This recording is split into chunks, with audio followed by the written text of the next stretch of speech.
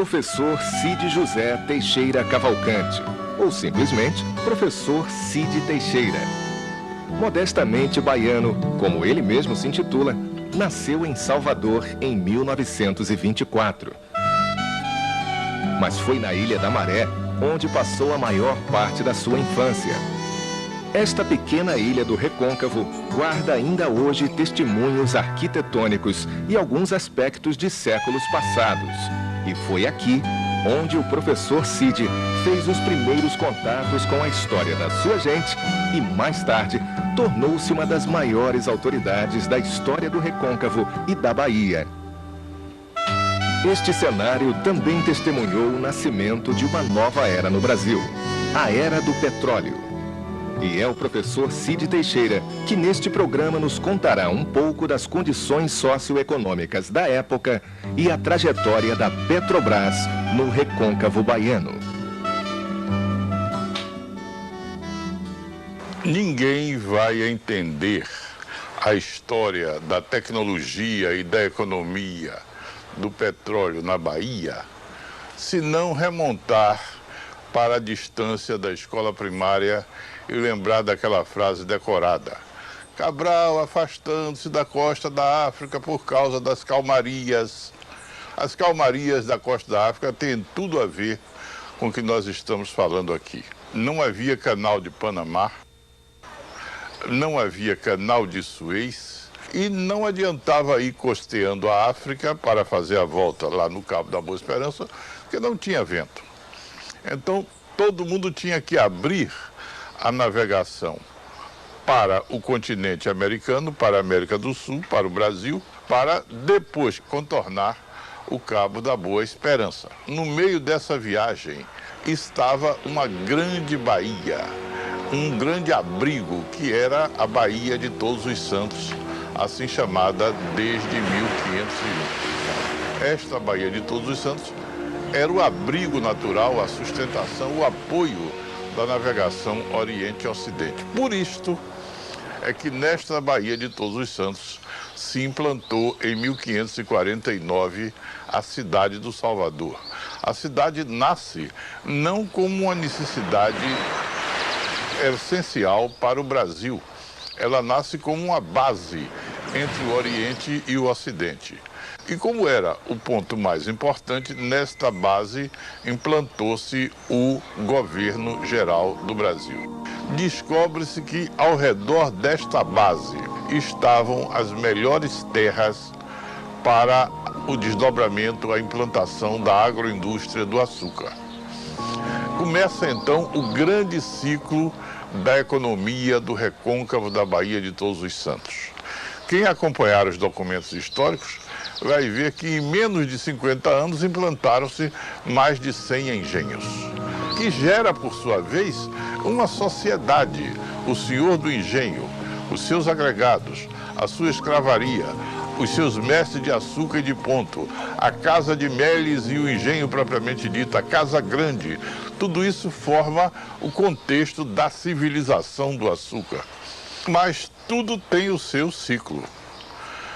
A Inglaterra começou a investir no século XIX maciçamente no plantio de cana nas ilhas do Caribe. A Europa do Leste descobriu a possibilidade de se obter açúcar a partir da beterraba. Os navios passaram a ser de casco de ferro movidos a vapor. Abriu-se o canal de Panamá, abriu-se o canal de Suez. Então aquela riqueza do Recôncavo baiano, que atravessou o século XVII, que atravessou o século XVIII, que andou boa parte, mais da metade do século XIX, começou a entrar em declínio. A partir de 1880, o Recôncavo não era nem a sombra em termos de opulência, de geração de riqueza, de efervescência social, do que havia sido na segunda metade do século XVII, durante todo o século XVIII e boa parte do século XIX.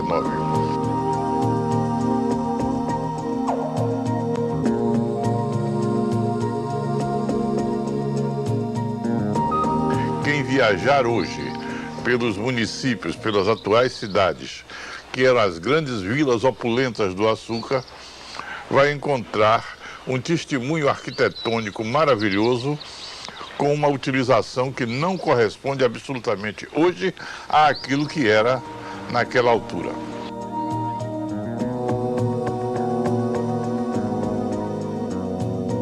Foi nesse clima de perda de referenciais econômicos que vinham de 2 séculos passados que na década de 20 começaram a surgir os primeiros indícios da possibilidade de um novo ciclo, que seria o ciclo do petróleo. Ainda no século XIX, 2 indivíduos, um brasileiro e um inglês, requereram e obtiveram licença para pesquisar e retirar xisto betuminoso, um tipo de possibilidade técnica de obter material para iluminação pública, gás de iluminação pública. Isto na área de Maraú, no sul da província do hoje estado da Bahia. Alguma coisa se fez, muito se disse, mas os rendimentos não foram tão grandes. Ainda no século XIX, aí já estamos falando uma língua mais próxima da que falamos hoje em matéria de petróleo. Implantava-se a estrada de ferro, quando nas alturas aproximadas do Lobato, um pouco adiante, um engenheiro inglês, um certo Mr. Allport, teria encontrado e registrado a ocorrência de exsudação de óleo naquela área. Até quando aparece no assunto um homem que merece referência nominal e respeitosa, o engenheiro Manuel Inácio Bastos. Este homem, no começo da década de 30, é chamado de visionário, maluco, chega-se ao ponto de chamá-lo de desonesto, argumentando que ele arranjava petróleo em outro canto, trazia para dizer que era ocorrente na área dali, ao redor da Baía de Todos os Santos, onde mais tarde ocorreu o Poço do Lobato. Pelo amor de Deus, vamos deixar bem claro, Monteiro Lobato não tem nada a ver com o nome do posto do Lobato. Lobato é um topônimo, é o nome de um local ao redor da Baía de Todos os Santos. O senhor José Bento de Monteiro Lobato, escritor paulista, credor do maior respeito de todos nós que na infância lemos sobre Pedrinho, Narizinho, Emília, Dona Benta, Tia Anastácia, tudo isso não tem nada a ver com o petróleo da Bahia. Uma vez esclarecido isso, nós vamos agora encontrar Manuel Inácio Bastos obstinado, para cima e para baixo, vai nos jornais, uns acreditam, outros não, conta a história dele, uns acreditam, outros não, até que um presidente da Bolsa de Mercadorias da Bahia, Oscar Cordeiro, acredita nele.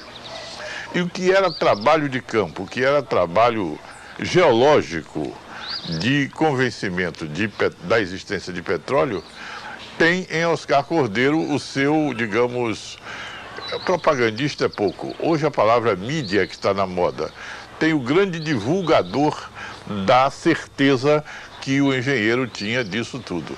É dessa conjugação de um homem de marketing, vamos dizer assim, como era Oscar Cordeiro, com um homem de técnica, que era Manuel Inácio Bastos, que nasce o Poço Petrolífero do Lobato. 21 de janeiro de 1939. Esta data é importante para a história da economia. O recôncavo da Baía de Todos os Santos, naquele momento, reiniciava um novo ciclo. Aqui nascia uma nova esperança, aquela que se tinha perdido do século XVII da cana-de-açúcar, voltava a existir aqui. O presidente da República, Getúlio Vargas, estávamos em Estado Novo. Veio à Bahia. Ele tinha o sentido da oportunidade. Sujou as mãos do petróleo e se deixou fotografar. A sonda 163, pioneira, operada por um engenheiro chamado Custódio Braga.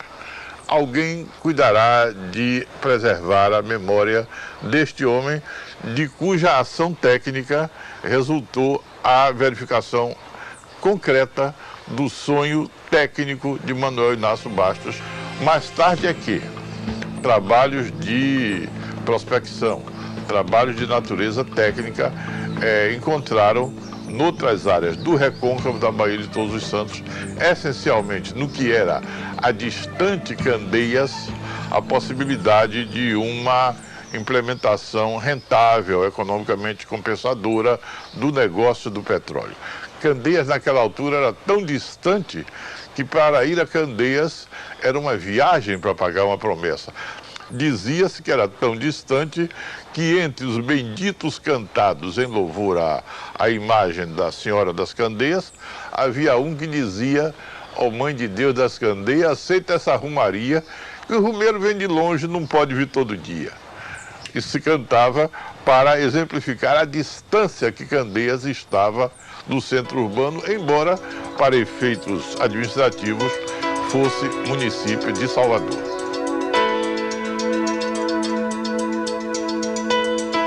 Em Candeias restavam duas coisas: a devoção à Senhora, a Virgem das Candeias, e memórias nostálgicas dos velhos tempos do açúcar, ruínas de alguns engenhos, umas em melhor, outras em pior condição.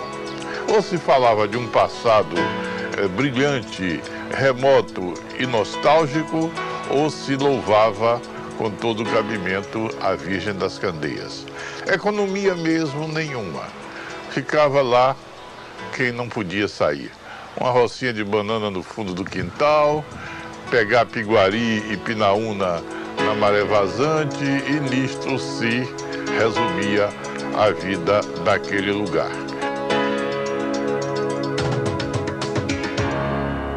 Quando implantou-se e começou a jorrar petróleo do Poço B41.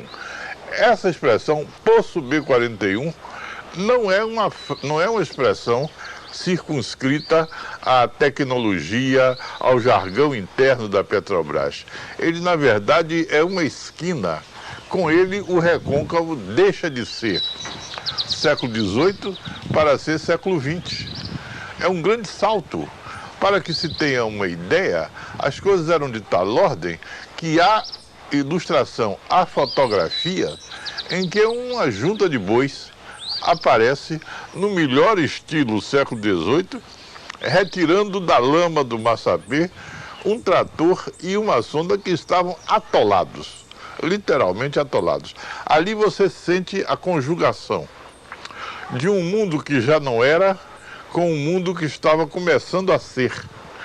Era a civilização do açúcar que morria, era a civilização do petróleo que chegava a Candeias. E é de Candeias que esta ruptura se espraia por boa parte do recôncavo, inclusive para a cidade do Salvador.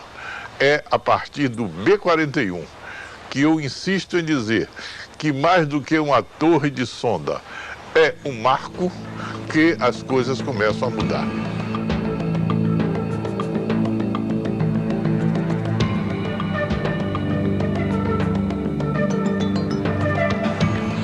Meu avô chegou em Candeias por volta de 1925 e aqui era uma região, era um arraial pertencente a Salvador, era subúrbio da capital. E com o advindo do petróleo, isso aqui mudou. O que era lavoura de cana-de-açúcar foi substituído pela produção de petróleo.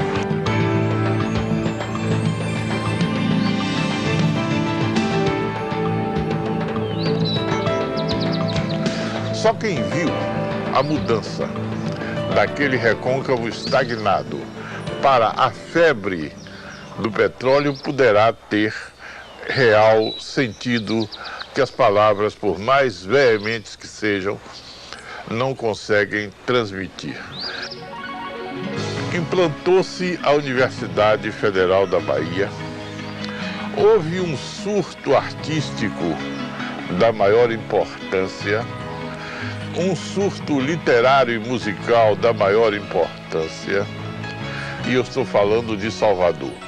Tudo isto vai se conjugar com o início da produção em níveis econômicos do petróleo no recôncavo da Baía de Todos os Santos.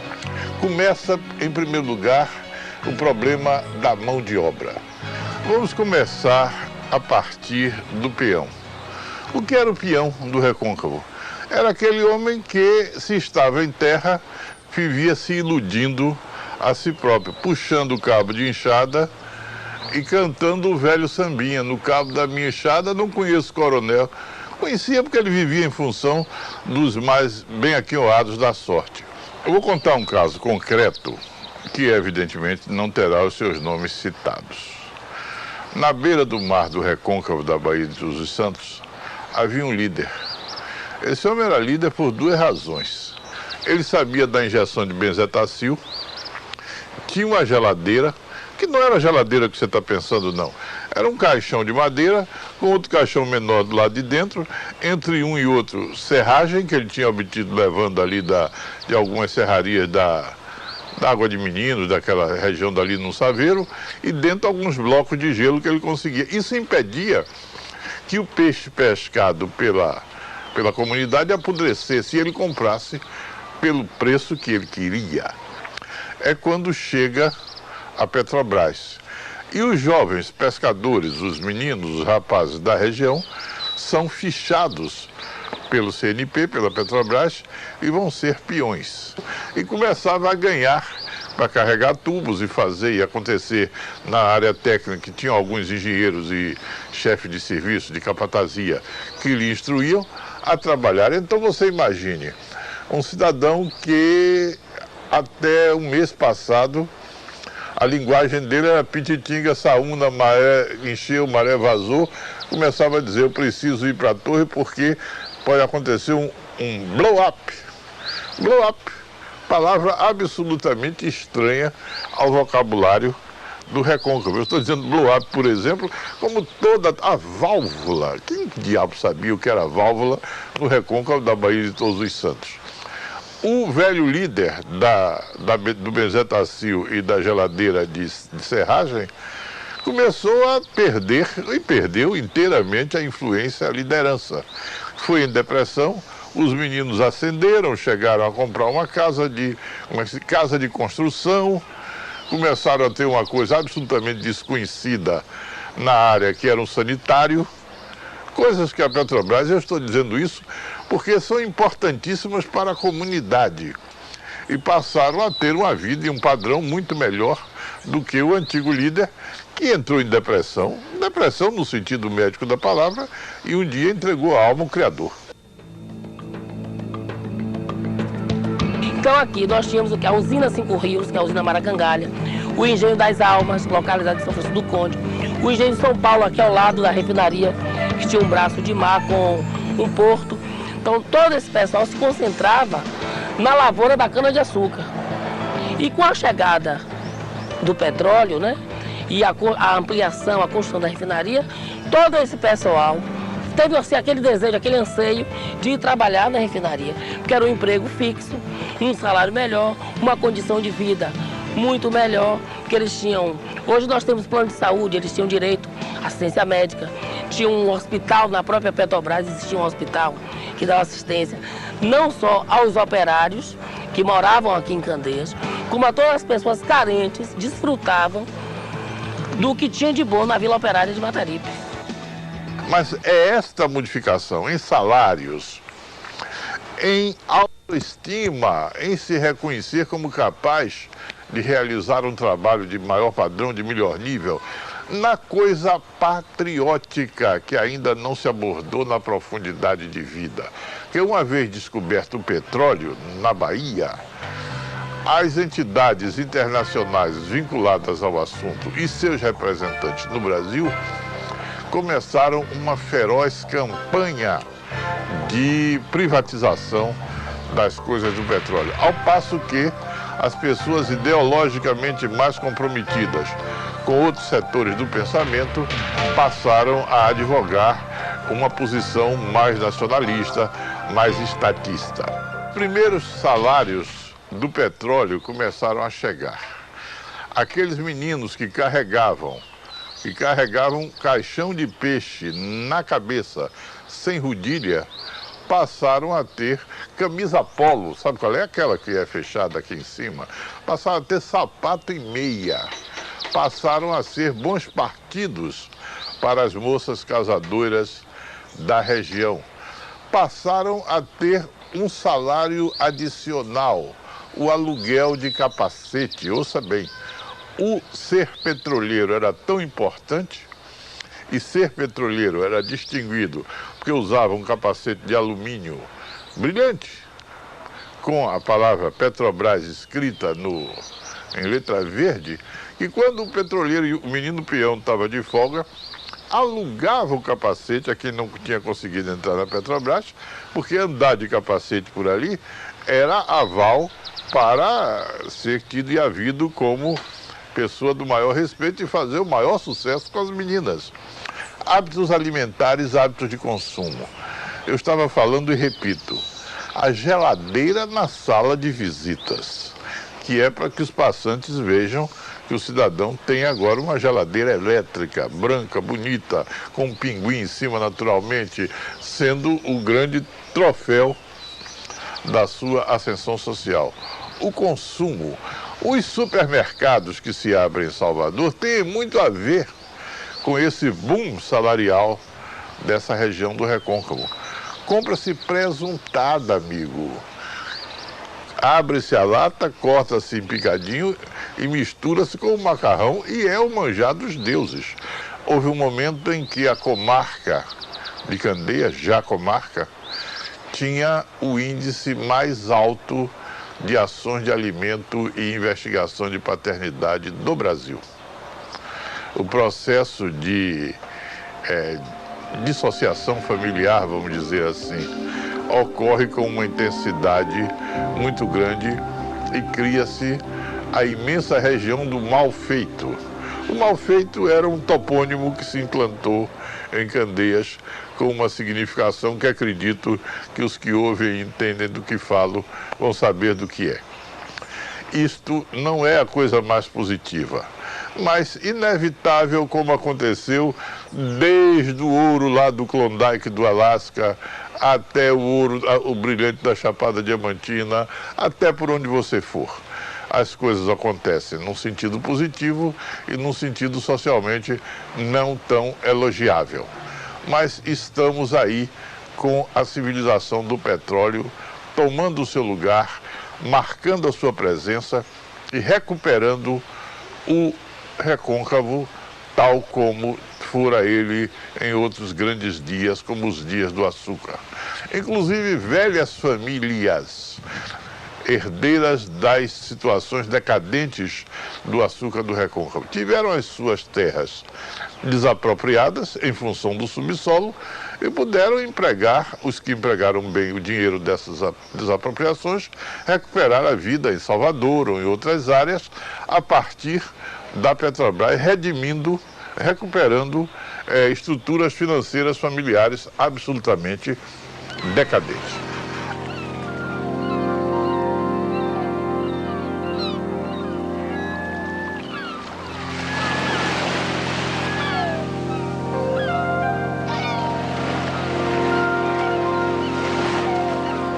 Há uma palavra especial para Madre Deus.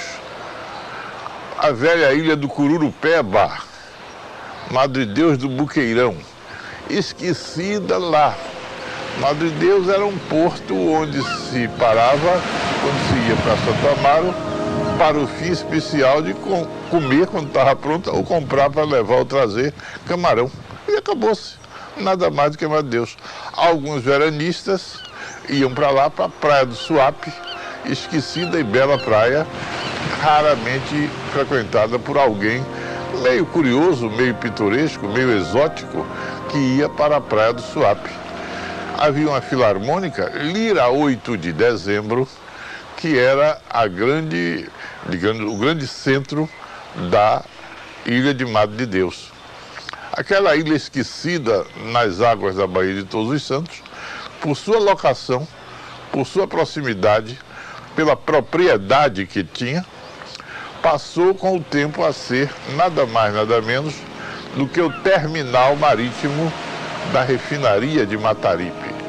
e inopinadamente começaram a chegar ali, onde só chegava antes Jangada e Saveiro ou Iorilá, começaram a chegar navios que vinham da Arábia Saudita, navios que vinham de portos jamais sonhados pela população de Madre de Deus.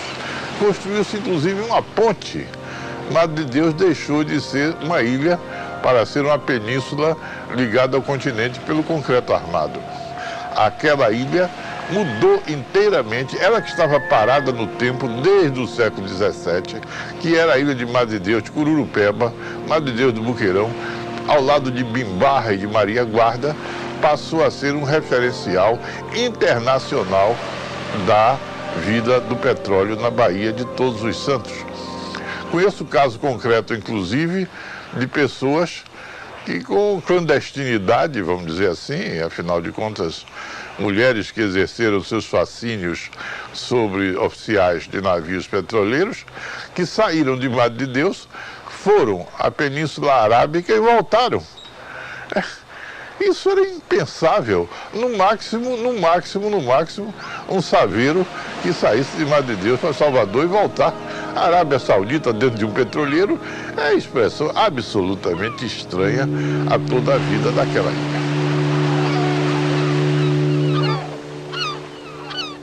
Vamos considerar agora uma mudança fundamental ocorrente no recôncavo petroleiro, que foi a abertura da rede viária da Petrobras. Quando nós falamos agora em São Francisco do Conde, quando nós falamos em Santo Amaro, quando nós falamos até mesmo em Cachoeira, outras áreas que nós estamos referindo aqui, são para os homens do século XIX e da primeira metade do século XX, remotos lugares. Ir a Santo Amaro, você tinha que esperar o horário do navio, que era ditado pela maré, tomar o navio de Santo Amaro, esperar que ele atravessasse um pedaço da Baía de Todos os Santos, que parasse em Madre de Deus, e que chegasse no Engenho do Conde, e que você saltasse do Engenho do Conde, pegasse o bonde de burro dirigido por Popó e chegava em Santo Amaro.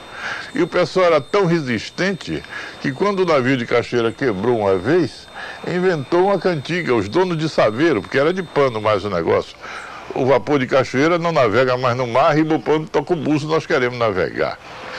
Todo o recôncavo petroleiro foi cortado por estradas.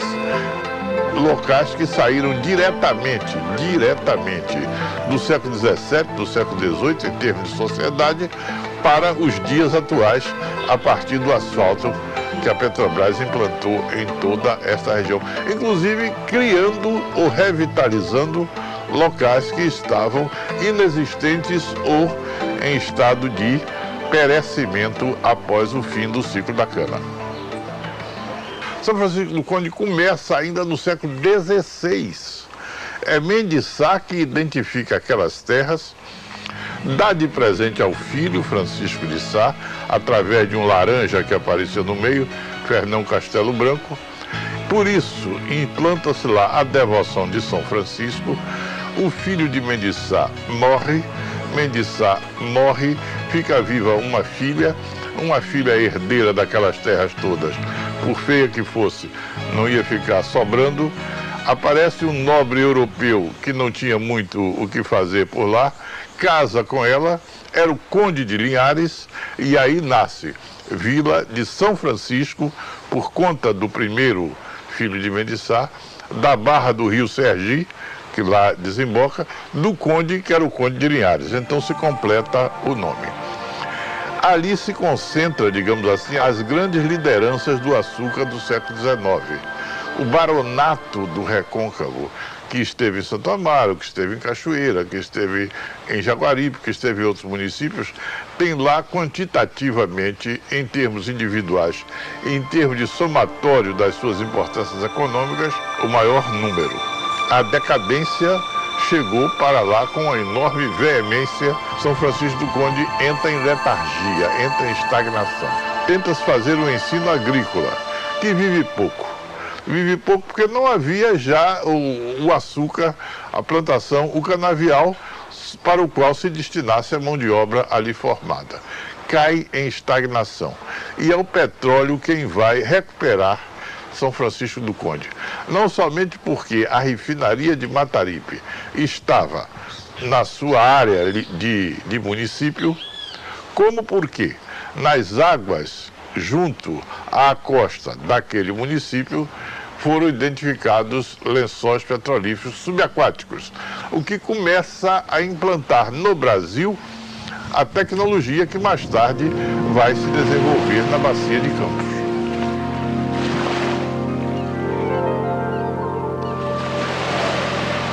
Eu comecei a trabalhar em usina, a usina 5 Rio. Aos 7 anos de idade, eu era vigia de porteira.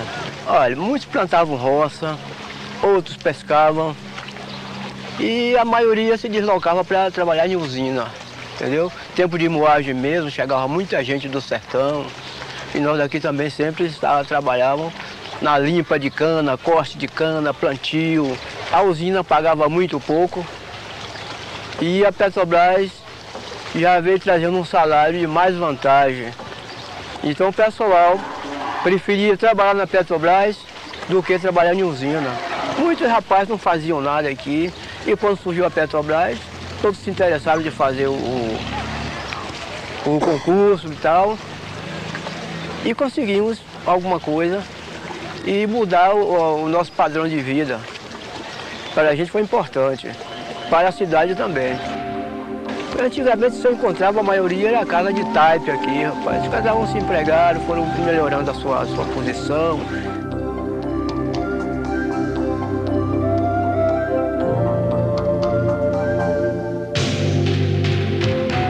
Nós até achávamos que era loucura, mas foi tão importante que nós aceitamos como progresso para a nossa cidade. Porque se não fosse a implantação da refinaria e a implantação da extração do petróleo aqui, hoje nós estávamos aqui num deserto. Nós que fomos fundadores da Petrobras, na criação do Campo do Mar, que eu sou um dos fundadores do Campo do Mar, que a gente nunca poderíamos imaginar que o mar desse petróleo, mas foi uma luta extraordinária. Perdemos muitas noites, muitos dias aí na luta, porque nós trabalhávamos com entusiasmo, com vontade de ver a Petrobras crescer, como ela cresceu.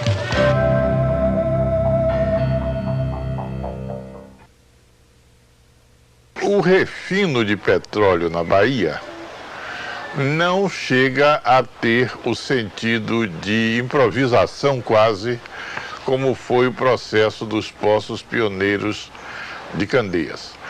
Mas tem muito de novidade. Primeiro, uma pequena refinaria que eu diria quase artesanal, se é possível falar em artesanal, quando o assunto é refino de petróleo em Aratu. Até quando se começou a pensar em alguma coisa de maior porte. A identificação do local onde isso deveria acontecer chegou à conclusão de que Mataripe era o melhor local. Nada mais do que uma esquecida aldeia, um pequeno grupamento de pescadores. Quem sai de São Francisco do Conde vai caminhando para o Cabo Sul, antes de chegar na Salbara, aquilo tudo nomes perdidos na referência colonial. Nada de maior significação econômica, mas a tecnologia identificou que aquele era o local próprio e competente para a implantação da refinaria. Eu vi saveiros de pano, no melhor modelo setecentista, carregarem vergalhão, cimento, equipamentos da última geração para a construção de lajes, tubos, aço inoxidável, tudo a bordo de saveiros carregados na água de Meninos para levar por mar para o lameiro ali, para o mangue de Mataripe, para a construção da refinaria.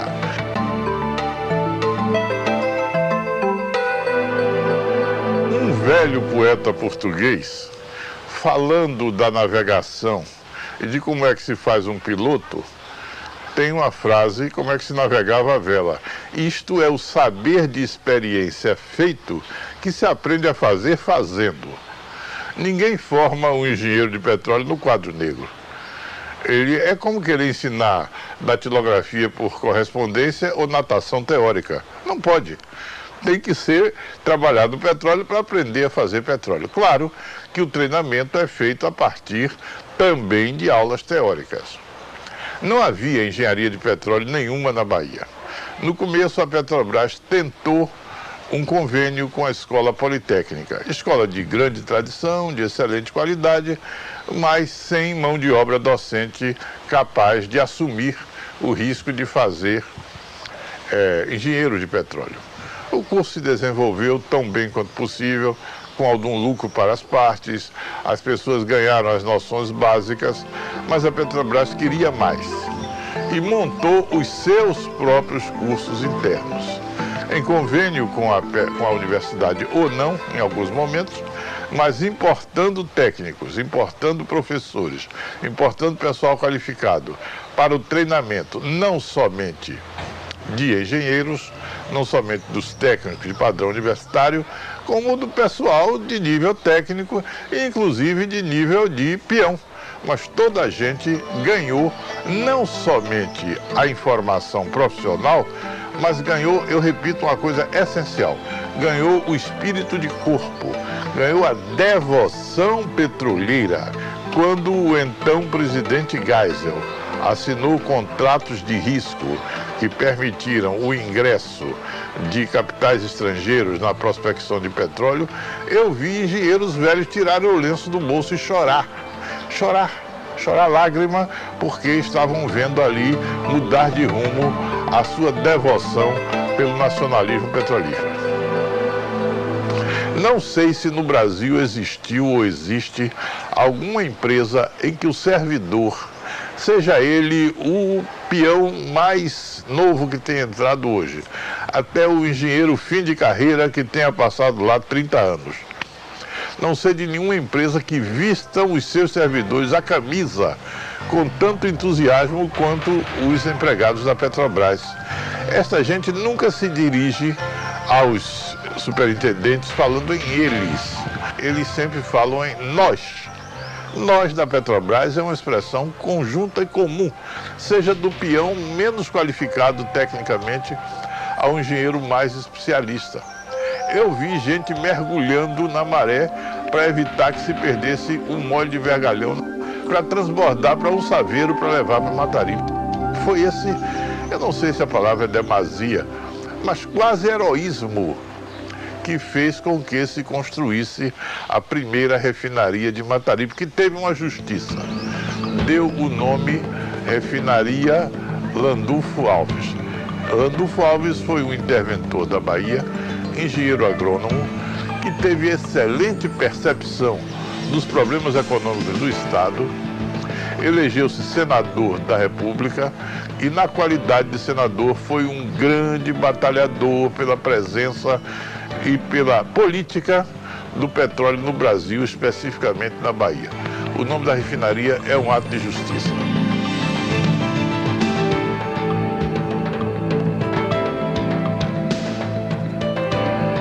E foi essa refinaria que foi ampliada posteriormente às dimensões que tem atualmente e foi a primeira grande refinaria que aconteceu no negócio do petróleo descoberto lá nas distâncias de Manuel Inácio Bastos.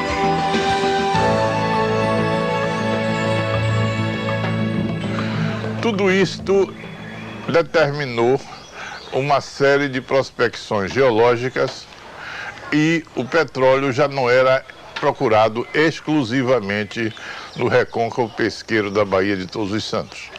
Já se buscava petróleo e se achava petróleo em São Sebastião do Passé, já se buscava petróleo e se achava petróleo em Miranga, já se buscava e achava petróleo no Campo de Dom João. Já havia petróleo encontrado aí, não necessariamente na beira d'água da Baía de Todos os Santos. Quem andar pela Avenida Luiz Tarquínio vai encontrar as ruínas de uma fábrica de tecidos, que foi maravilhosa, que foi muito importante, mas foi no final do século XIX, Quem for no subúrbio de Plataforma vai encontrar um destelhado lá enorme, que foi uma fábrica de tecidos importante no século XIX. Quem andar pelo recôncavo da Baía de Todos os Santos vai encontrar paredes soltas, arcadas vazias, velhos engenhos reduzidos a ruínas.